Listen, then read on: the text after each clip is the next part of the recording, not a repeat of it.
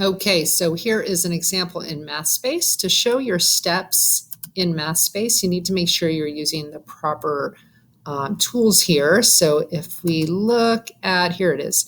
So in this option where it says dy dx, this is where we get our calculus options. So we want the one with the brackets. This is the one that we want. And now we can type into here our antiderivative of 4x plus 3. So our antiderivative would be 4, well, we have to do this in parts, right? So we would have 4 times x squared, but then we got to multiply that by 1/2 because we need to do 1 over the exponent. So I would put in here 1/2 and multiply.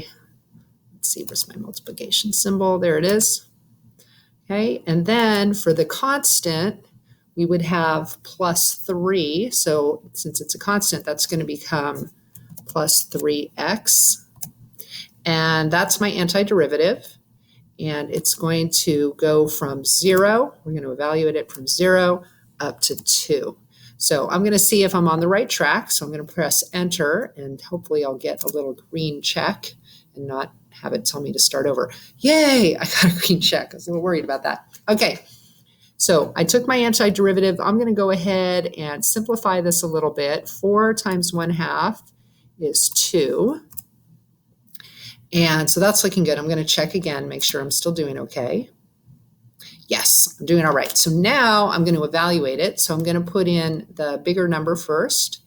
So I'm going to, where the x is, I'm going to put parentheses 2. And over here as well, put in my 2. And now I'm going to go ahead and get rid of these guys over here. I do not need those anymore. So it's going to be that minus, I'm going to do the same thing again, but with 0 because the lower limit is 0. So 0 squared plus 3 times 0. All right, so here is the antiderivative evaluated when x is 2. And here's the same antiderivative evaluated when x is 0. Let's see how I'm doing. Oh, it says I made a mistake. We did not understand, clear the input field and try. Okay, so I don't think it liked the braces. So let me get rid of the brackets. Let me get rid of the brackets on that first one, maybe because I had used a different tool. Nope, still doesn't like it. Okay, let's get rid of that bracket and instead put in parentheses. Let's see if it likes parentheses better. Yes, I'd like that better. Okay, so lesson learned. After you've written the antiderivative with brackets, get rid of those and just change it to parentheses. So right here, I could have changed the brackets to parentheses because this is evaluating with the upper limit with the 2, and then here is evaluating with the lower limit, which is the 0. Okay, so now I'm going to go ahead and simplify all of this. 2 squared is 4. 4 times 2 is 8. So let's change that to an 8. 3 times 2 is 6.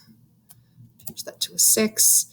0 squared is 0 times 2 is 0. 3 times 0 is 0. So this whole thing is just going to become 0. Let's see how I'm doing. Good. Okay, 8 plus 6 is 14. 14 minus 0 is 14. So that should be my final answer. Bam, there it is.